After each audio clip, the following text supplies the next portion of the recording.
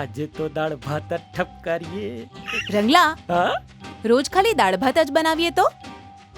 અરે ખાલી દાળ ભાત થી શું થાય? શરીરને પૂરતું પોષણ પણ ના મળે.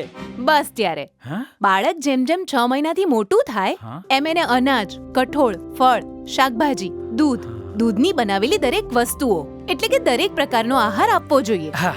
અને એ ખોરાકની અંદર 1 ચમચી ઘી કાં તો તેલ ઉમેરવું, જે બાળકની વૃદ્ધિ અને વિકાસ માટે ખૂબ જ જરૂરી છે. હા. તો જાગતા રહેજો અને બીજાને પણ જગાડજો.